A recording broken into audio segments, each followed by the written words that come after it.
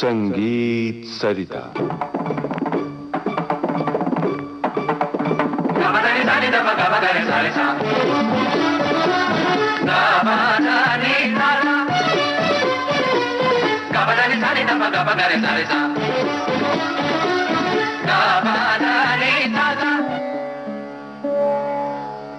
संगीत सरिता कार्यक्रम में आजकल आप सुन रहे हैं श्रृंखला मेरी संगीत यात्रा, और ये संगीत यात्रा है सुप्रसिद्ध सरोद वादिका विदुषी जरीन शर्मा की। आपसे बातचीत कर रहे हैं अशोक सुनावने। आइए आज सुने इसकी 7वीं कड़ी। जरीन जी नमस्कार। नमस्कार। कल आपने धमार सुनाया सरोद पर जी, बहुत ही मजा आया। आप टप्पा भी बजाती हैं जी, और चूंकि टप्पा बहुत मुश्किल चीज है बजाना जी, आपने किन से सीखा और क्या क्या मेहनत इसके पीछे थी आपकी, ये जरा बताइए। मुझे टप्पा पंडित लक्ष्मी प्रसाद जयपुर वाले जी ने सिखाया जी। मैं पहले बता चुकी हूँ। जैसे एक दिन वो मुझे रियाज में जो तालीम देते वक्त जी। मैं रियाज करती थी तो बीच में उन्होंने एक चीज गुनगुनाई। मैंने कहा था गुरुजी इसे क्या कहते हैं? बोले टप्पा। तो उन्होंने कहा गाने वालों के लिए बहुत मुश्किल है, बजाना तो असंभव है। तो मुझे असंभव कहा तो बहुत दिल को लग गया कि ऐसा क्यों, सरोद में क्या नहीं बज सकता? तो मैंने कहा गुरुजी अगर मैं बहुत रियाज करूं तो बोले शायद तो भी नहीं। तो खैर उस वक्त तो मेरा हाथ ज्यादा तैयार नहीं था, रियाज भी इतनी ज्यादा नहीं मैंने की थी। बहुत वर्षों की तपस्या सरोद में नहीं हुई थी।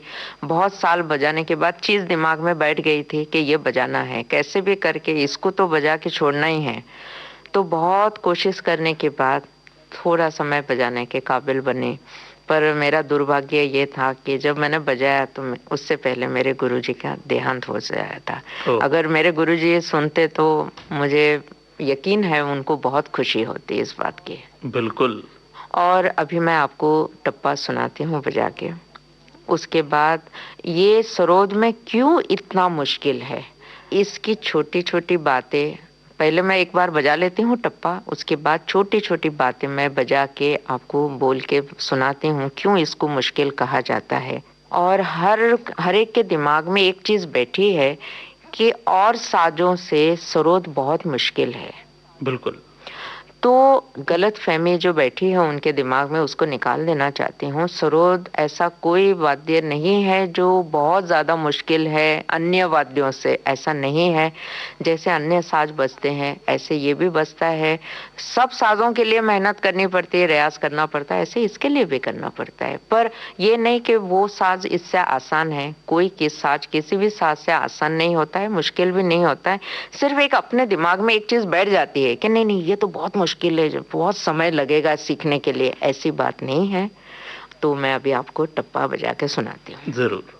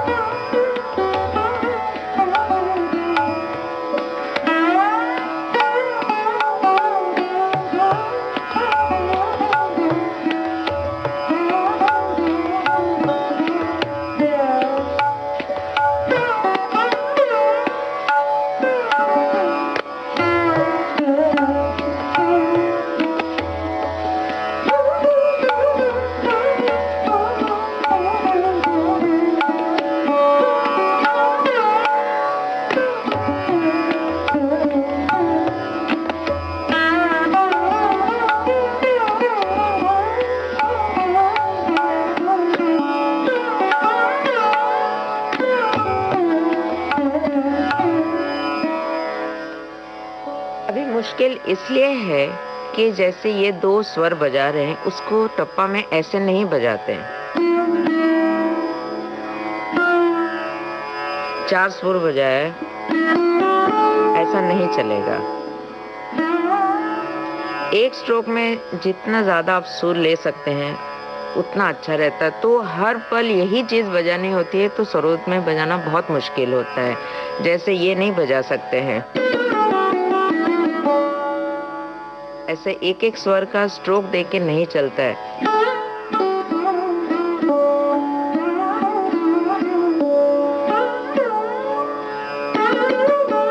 ये नहीं चलेगा, ऐसा चलेगा।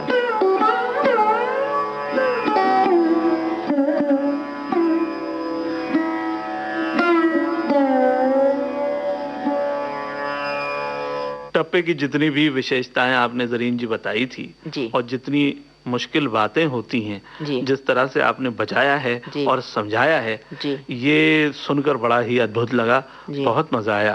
पर हम ये भी जानना चाहते हैं कि अलावा इसके आपने ठुमरी भी कभी इस पे प्रयोग किया है इसका? ठुमरी में क्या है, शब्दों का प्रयोग होता है। जी हाँ। तो वाद्य में शब्द नहीं होने की वजह से उसको बजाते हैं अलग अंदाज में। अच्छा जी। और ठुमरी क्या, बनारस अंग की, पंजाब अंग की। मुझे खुद को पंजाब अंग बहुत पसंद है। मुझे हर चीज, मुश्किल चीज बहुत पसंद है। तो उसमें बहुत कठिन हरकत मुर्कियां लेते हैं पंजाब अंग में, बहुत मधुर होती है बजाना। और कोशिश करने पे बहुत कुछ कर सकते हैं। अगर टप्पा थोड़ा बजा सकते हैं तो ये भी सब चीजें होती है। तो ठुमरी में भी क्या है, हरकत मुर्कियां जो बहुत नजाकत से बजने वाली, आसानी से, मतलब आप कोई चीज बजाते हैं तो उसमें हार्ड नहीं लगे, ऐसा नहीं लगे कि बहुत कष्ट लेके आप बजा रहे हैं। बजाते वक्त सरलता से बजाए, उस इतना सरल हो कि उसकी मधुरता और निखर के आवे बजाने में। क्या बात है। मुश्किल भी हो ठुमरी में, अच्छे अच्छे पंजाबी अंग की मुश्किल चीजें वो आप बजाने की कोशिश करते हैं मधुरता से, उसमें भाव में बजाने में मधुरता हो। और जैसे ठुमरी बजाते, कुछ धुन बजाते हैं लोग, तो धुन में भी क्या होता है कि आसान तरीके से भी बजती है, मुश्किल तरीके से भी बजती है। जिसका बजाने का अंदाज ही मुश्किल तरीके पे हो, वो सरलता से जरा नहीं बजा पाता है। उसके हर बजाने में कहीं ना कहीं कुछ मुश्किल चीज आ ही जाती है क्योंकि उसको वही चीज ज्यादा पसंद है। तो ठुमरी का भी एक अपना अंग है। पर जैसे टप्पा मैंने पहले बोला बहुत कठिन चीज है बजाना, गाना भी, ऐसा ठुमरी भी कठिन है। पर टप्पा उससे ज्यादा मुझे क्यों मुश्किल लगता है कि उसका तो एक अंदाज ही बहुत अलग है। तो ठुमरी का अपना रंग है, धुन बजाने में अपना रंग है, हर चीज का अपना रंग है।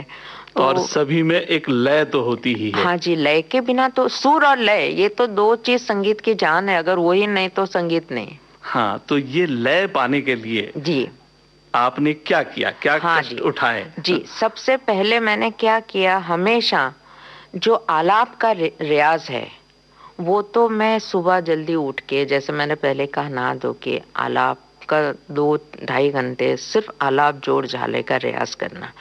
और अन्य घंटों बड़े होने के बाद जो समय मिलता है, हमेशा मैंने तबले के साथ रियाज किया है। अच्छा। हाँ जी, तबले के साथ रियाज करने से ये फायदा होता है कि आपकी लय बहुत पक्की हो जाती है। लय से डर के बजाना, इसको कोई बजाना नहीं कहते हैं। लय के साथ आनंद लेके बजाना, उसको बजाना कहते हैं। तो वो आनंद आप तब ले सकते हैं जब आपने बहुत अच्छी तरह से लय का रियाज किया हो। तबले के साथ बजाने से आपको पता चलता है, दिल से लय का डर निकल जाता है। और जिसको हुकूमत कहते हैं, आप जब बजाने बैठते हैं तो आपको इतना कॉन्फिडेंस होना चाहिए कि आप लय के साथ खेल सकते हैं। सही बात। कहीं भी जाए, कितना भी मुश्किल चीजें बजाए, बड़े आसानी से तिहाई लेके आप सम पे आ जाते हैं। ये जब आप तबले के साथ हमेशा रियाज करेंगे तो ही आपके अंदर ये चीज आती है। और दूसरी बात, एक कलाकार को उसके लिए लाइकिंग होना भी बहुत जरूरी है। एक शौक होता है लय के बारे में, लय का भी एक शौक होता है। जैसे सुर का होता है, सुरीला होना चाहिए, ऐसा लयकार भी होना चाहिए। चाहे तबले वाला कोई भी हो, कितना भी बड़ा हो, कितना भी गुणी हो, वो आपके साथ संगत करने बैठे तो किसी तरह की आपके अंदर झिझक नहीं होनी चाहिए। आप हर कलाकार के साथ खुल के बजाए। तो वो तब आप कर सकते हैं जब आपने उसके साथ बहुत रियाज किया है। कई लोग ऐसे भी हैं जो रियाज करते वक्त हमेशा तबले के साथ नहीं किए हैं उन्होंने, तो थोड़ा सा मेरे ख्याल से जरा सा फर्क पड़ता है। और हमेशा आप तबले के साथ रियाज करते हो तो एक आपके अंदर लय बहुत पक्की हो जाती है और बजाने में आपको अलग आनंद आता है, आपके साथ घुल मिल जाती हैं बहुत ज्यादा। सही बात। आपने कथक भी सीखा? जी, मैंने कथक भी सीखा, पर मैं मतलब वो एक पिताजी ने सोचा था ये भी इसको आना चाहिए, सिखा दो कथक भी, क्योंकि लय, कथक में लय का बहुत ज्यादा प्रयोग होता है, वही लय का बहुत अहमियत होती है डांस में। तो थोड़ा उसका भी मुझे ज्ञान मिले ऐसा सोचा था, इसलिए मैंने कथक भी सीखा है। पर फिर वही बात आती है कि सीखा तो फिर कंटिन्यू क्यों नहीं किया। जैसे गाने वाले के लिए आवाज, अच्छी आवाज होनी बहुत जरूरी है, वैसे मेरे ख्याल से कथक या कोई भी नृत्य के लिए सुंदरता की बहुत जरूरत है। ये भी एक वजह थी जिसके लिए कोई खास मैंने उस पे ध्यान नहीं दिया, क्योंकि कोई भी बहुत नहीं, ये तो ये अलग बात है, कहने का एक लहजा अच्छा है पर हकीकत में सच बात नहीं है।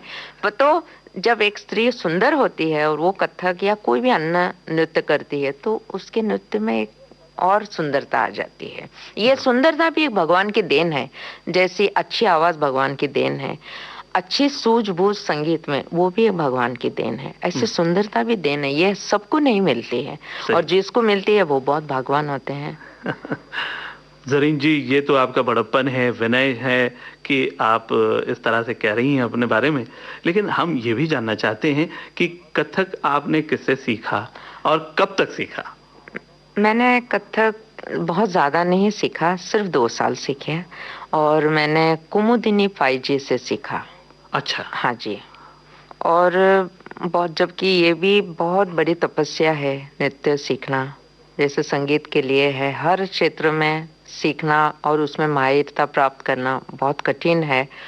तो 2 साल मुझे एक थोड़ा लय का अंदाज लेना था, वो कथक क्या होता है, कैसे होता है, वो उन्होंने 2 साल में जितना मैं सीख सकी उतना उन्होंने मुझे सिखाया। तो बस मैं ज्यादा नहीं सीख सकी। और क्योंकि जब मैं कथक सीखती थी, मैं पहले भी बोल चुकी, मैं बहुत मोटी थी बचपन में। अच्छा। हाँ, तो 2 साल सीखते सीखते फिर भी मैं पतली नहीं हुई, मैं वैसी की वैसी मोटी थी। पर बस 2 ही साल सीखा, क्योंकि तब मैं बाद में सरोद भी सीख रही थी, गाना भी सीख रही थी और काफी कुछ साथ में चल रहा था। तो फिर कथक 2 साल के बाद मैंने सीखना बंद कर दिया। अच्छा, मतलब गाना बजाना और नृत्य, हाँ, ये तीनों विधाएं आपने आत्मसात की तब तक। जी। ज़रीन जी, बहुत अच्छा लगा आपसे ये तमाम बातें जानकर। तो आज चूंकि समय समाप्त हो रहा है, हम यहीं रुकते हैं। नमस्कार। नमस्कार। मेरी संगीत यात्रा, इस श्रृंखला की आप सुन रहे थे 7वीं कड़ी।